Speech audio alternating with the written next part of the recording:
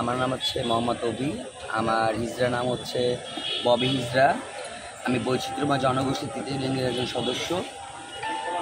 আমি বরিশালেরই স্থানীয় বাসিন্দা। আমি বর্তমানে শেরেবাংলা শহরকে আমি বসবাস করি। আনুমানিক আমি প্রায় 2.5 বছর এইখানে আছি, এক বাসাতে বসবাস করছি। এবং আমি এখানে বসবাস করি, এই এলাকার সব লোকজন আমাকে চিনেন, জানেন, এবং আজ পর্যন্ত কারোর মুখে শুনি নেই যে কেউ আমাদেরকে খারাপ জানছে বা খারাপ বলছে। আমি যে বাড়িটা থেকে, ওই বাড়ির ভিতরে কিছু উচ্ছৃঙ্খল লোকজন বসবাস করেন, আছেন স্থানীয়ই পকেটে। আমি যখন প্রথম দিক দিয়ে বাসায় উঠছি তখন আমাকে কয়েকবার বিভ্রান্ত হয়রানি করছে, যেন আমি ওখানে না থাকতে পারি, না থাকি। আমার 3 আমার ঘর বাড়ি চুরি হয়েছে, গ্যাসের চুলা, সিলিন্ডার, অনেক কিছুই গিয়েছে। তখন আমার পাশে এই এলাকায় একটা মানুষও ছিল না, কেউ বলে নাই ও কীভাবে রান্না করে খাবে, ওর কী হবে।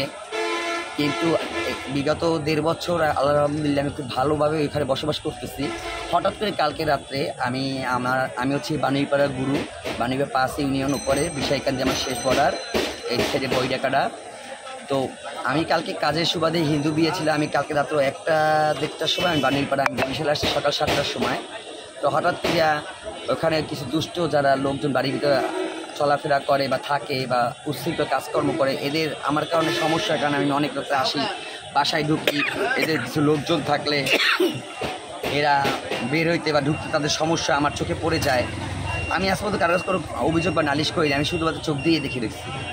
তো এই কারণে কালকে রাতে হঠাৎ করে একটা 12-13 বছর একটা ছেলে আমার বাসায় নাকি আসছে 12টা বা 1টার দিকে আনুমানিক। আমি যা শুনেছি, আমাকে এখন এলাকাকে কিছু বলে নাই। ওই ছেলেটাকে জিজ্ঞাসা করছে কোথায় আসতে, বলছে আমি আসছি এখানে হিজড়া যে গুরু আছে তার কাছে, আমাকে সে একটা মোবাইল ফোন দিবে। তো আমি ছেলেটাকে এখন পর্যন্ত দেখিও নেই বা জানিও না, ওদের মুখের কথা আমি যা শুনলাম। এক পর্যায়ে এখানে ওই যারা উচ্ছৃঙ্খল বকাটে, এরা ওই ছেলেটাকে মারধর করছে, এমন প্রকারে মারধর করছে এটা এলাকার লোকজনের কথাই। ছেলেটা নাক দিয়ে মুখ দিয়ে রক্ত বের হয়ে গেছে। পরে বলছে যে তুই সত্যি করে বল, তুই মোবাইল নিতে আসছো তো অন্য কিছু নিতে আসছো? বলছে না, মোবাইলের জন্য আসছি। সত্যি করে তুই মোবাইল না, তুই অন্য কিছুর লেগে আইছো। এক পর্যায়ে ছেলেটা বলছে ভাই আমি কী বলবো, আমি কিসের লেগে আছি, কন আপনার এই কন। যাই হোক, এক পর্যায়ে লাস্টের ছেলেটাকে দিয়ে তারা অনেক খারাপ একটা কথা বলাইছে। হ্যাঁ, যে ছেলেটা আমার কাছে আসছে শুধু তার শারীরিক সম্পর্কের জন্য, এরকম একটা কথা উঠছে কি তারা 12-13 বছরের ছেলে, যে আমার ছেলের বয়সী হতে পারে, সেই কীভাবে আমার কাছে আসতে পারে। এটা আমার কথা, এটা এলাকার সবার কথা। এবং আমার এলাকা আশপাশে আমার যারা পাড়া প্রতিবেশী আছে, মা বোনেরা সবাই আমাকে ভালো জানে, এখন পর্যন্ত ভালো জানে, এবং সবাই আমার পক্ষে কথা বলছে, ভালো কথাই বলছে।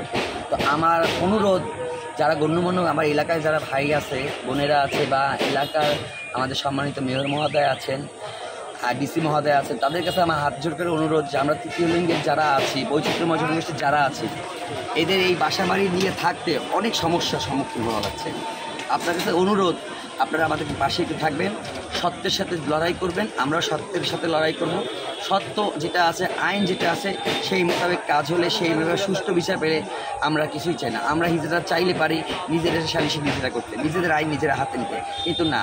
কারণ এখন আমরা আমাদের মাননীয় দেশনেত্রী শেখ হাসিনা, আমাদের মা, দেশনেত্রী মা, সে আমাদেরকে ভোটার করেছেন, নাগরিক করেছেন, যে কারণে আমরা যেহেতু এখন দেশে ভোটার হইতে পারছি। আমাদের একজন চেয়ারম্যান হয়েছে ঝিনাইদহ নজরুল ইসলাম ঋতু, এবার রানী সুন্দরী হিজড়া, সে সংসদ সদস্য এমপিতে দাঁড়াই ছিল। আজকে আমরা হিজড়ার কতটা সামনে এগিয়ে আসছি। অতএব আমরা এই চিন্তা ভাবনা মাথায় রেখে আমরা কারোর সাথে নোংরামি, বেয়াদবি, উচ্ছৃঙ্খলতা আমরা করি না। যে কারণে আজকে আমি আসছি, আইনের কাছে আসছি। আজকে আমি আমার ওয়ার্ডের কমিশনার হুমায়ুন কবির, তার কাছে গিয়েছিলাম, তার সচিবের কাছে বলে আসছি। তারাও কালকে আসবে পর্যবেক্ষণ করতেন। এবং আমি সাংবাদিক যারা গণ্যমান্য ভাইরা আছে তাদের কাছে আমি আমার এই ব্যাপারটা জানাইছি, তারা আমার পাশে আছে।